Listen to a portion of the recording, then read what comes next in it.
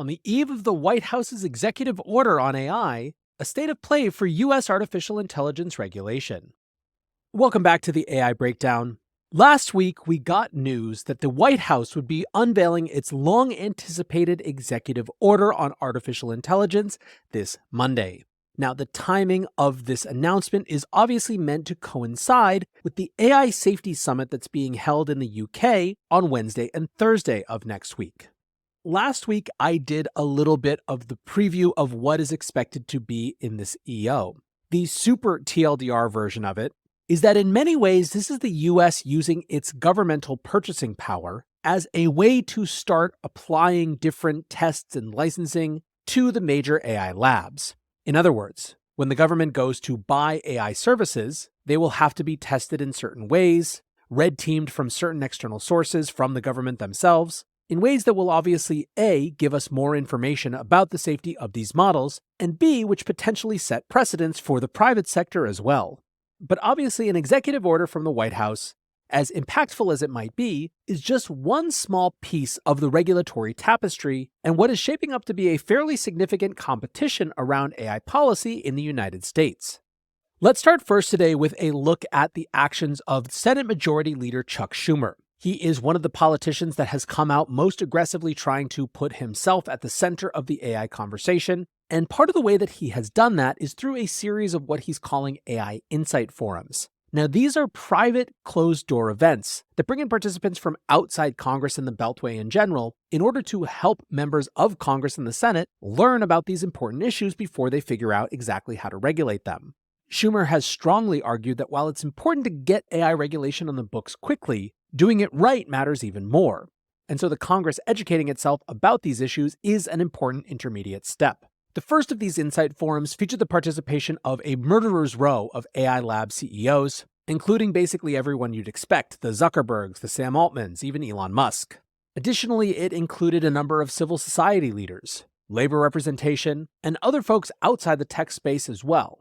The topics for these off-the-record conversations include AI innovation, copyright and IP, use cases and risk management, national security, guarding against doomsday scenarios, transparency, explainability and alignment, privacy and liability, and more.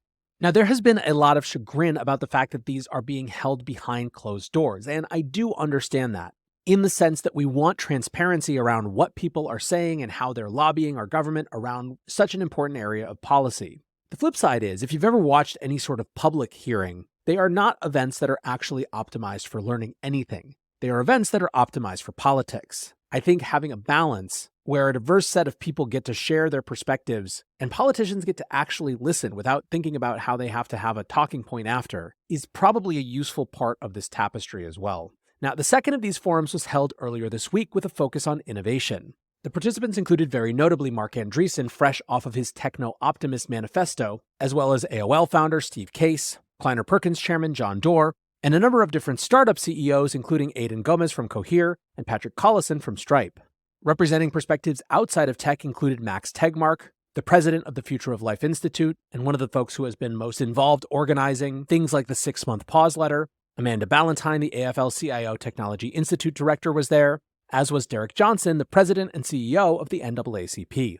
Now, because this was a closed-door session, we have to rely on very limited reporting to figure out what was going on. The Tech Policy Press has the best summary that I've seen, and so I'm primarily using them as a representation. They noted that, quote, while more than 2/3 of the Senate attended last month's closed-door hearing, the Senate forum was met with much less fanfare. Some senators seen shuffling into the hearing, according to a Nexstar reporter present on the Hill, included Senators Elizabeth Warren, J.D. Vance, and John Hickenlooper. Now, Tech Policy Press also points out that on the same day that this was happening, 2 different AI bills were introduced, but we're actually going to talk a little bit more about specific legislation in just a moment, so let's move on to what the discussions actually were at this particular event. The topics discussed included transformational innovation that pushes the boundaries of medicine, energy, and science, government research and development funding that incentivizes equitable and responsible AI innovation, open source AI models, i.e. balancing national security concerns while recognizing this existing market could be an opportunity for American innovation, making government datasets available to researchers, and minimizing harms, including job loss, racial and gender biases, and economic displacement. According to attendees that these reporters spoke with after the hearing, the tone of the forum was described as encouraging, thoughtful, civil, and optimistic. It sounded like there was a lot of agreement on the very, very fundamentals, like government having a role in AI regulation. But they also wrote, quote, "The greatest point of tension seems to be around the level of AI regulation different stakeholders see as reasonable. This comes as little surprise given that billionaire attendee Mark Andreessen published a techno-optimist manifesto the week prior that appeared to equate AI regulation with murder. And although tension around the right path forward on regulation was very visible in the room, as Center for Democracy and Technology President Alexandra Reeve-Gibbons observed, it wasn't, quote, in a manner that felt completely insurmountable." Apparently, during the hearing, Senator Schumer suggested that the next forums will focus on issues including AI harms and solutions. Now, in the meantime, as Chuck Schumer is hosting these sessions, there are a variety of legislative proposals out there, and they fall broadly into two categories. First are comprehensive legislative frameworks that are meant to address a broad swath of issues around AI regulation. One of the most notable of those efforts is a framework from Senators Richard Blumenthal, a Democrat from Connecticut, and Republican Senator Josh Hawley that was introduced at the beginning of September. That legislative proposal was actually introduced the same week that the first Chuck Schumer AI Insight Forum was held in Washington, D.C.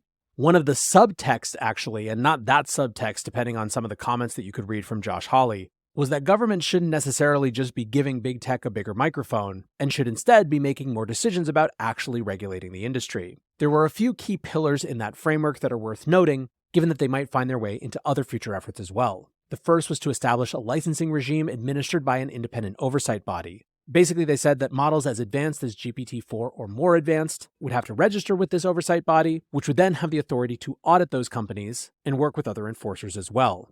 The Hawley-Blumenthal framework would ensure legal accountability for harms. One of the big things here is that they want Congress to clarify that Section 230, which is of course the famous provision in the 1996 Internet Decency Act that says that platforms are not responsible for what their members do on those platforms, shouldn't apply to AI, and that victims of harms perpetrated by AI can take the companies behind those models to court. Other parts of the framework including defending national security and international cooperation, promoting transparency, and protecting consumers and kids. Now, that wasn't the only comprehensive legislation or team of senators putting together comprehensive legislation that we've seen recently. A couple weeks later, we got word that John Thune, who was then the Senate's number 2 Republican, was working on legislation backed by Democrat Amy Klobuchar on what they called a light touch AI bill. Now, as opposed to defining it in opposition to the Hawley-Blumenthal approach, instead they defined it in opposition to what they anticipated as the potential, quote, heavy-handed plans that they expected from Senate Majority Leader Chuck Schumer. Thune told reporters, "What we're trying to do is mitigate against the riskiest applications of AI. There are mechanisms in there in addition to self-certification that I think create the safeguards, but without having the heavy hand of regulation that we think could be harmful." The Thune bill, it sounds like, would do a lot more to place self-enforcement in the hands of AI companies than perhaps some others in Congress and the Senate are comfortable with.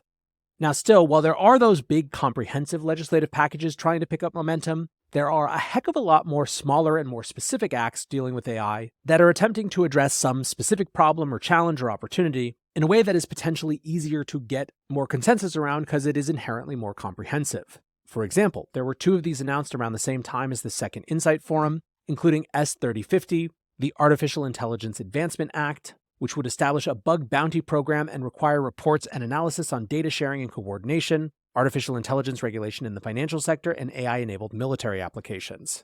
Another bill, Senate 2691, the Schatz-Kennedy AI Labeling Act, would require companies to create labels for content that was generated by AI. Senator Brian Schatz from Hawaii said, "This act puts the onus where it belongs, on companies, not consumers, because people shouldn't have to double and triple check or parse through thick lines of code to find out where something was made by AI. It should be right there in the open, clearly marked with a label." Other examples of this that we've seen recently is in September, we saw bipartisan legislation called the Protect Elections from Deceptive AI Act, which was legislation designed to ban the use of AI to generate deceptive content falsely depicting federal candidates in an attempt to influence federal elections. Basically, they want to make it officially illegal to create fake AI videos or images of presidential candidates doing bad things. Another recent one came in October and was called the Federal No Fakes Act. Once again, it was released as a discussion draft by a bipartisan group of senators, and basically extended likeness laws officially to artificial intelligence as well as federalizing them. This came hot on the heels of Mr. Beast and Tom Hanks both warning about AI ads that use their faces and voice to try to make people think that they were endorsing products that they had never had any interaction with. And one of the things that you may be noticing at this point is that when it comes to these specific acts, it feels like there's a little bit more of the common sense sort of rulemaking versus big contentious things. Now, with any legislation, with any regulation, there are going to be disagreements about implementation and where to draw lines, even on things that seem pretty agreeable at first. But by and large, it's going to be a lot easier to get consensus around things like not allowing presidential candidates to use deepfake videos to malign their opponents than it is to get extremely impactful cross-cutting AI rules. Now, there is one other interesting dimension of this that I just wanted to mention briefly. A couple weeks ago, Politico released a very long, comprehensive piece called How a Billionaire-Backed Network of AI Advisors Took Over Washington. The subtitle, A Sprawling Network Spread Across Congress, Federal Agencies, and Think Tanks is Pushing Policymakers to Put AI Apocalypse at the Top of the Agenda, potentially boxing out other worries and benefiting top AI companies with ties to the network. It's a deep dive effectively on open philanthropy and the broader connections to the effective altruist movement, which has obviously gone through some pretty painful moments in the wake of Sam Bankman-Fried's seeming egregious fraud.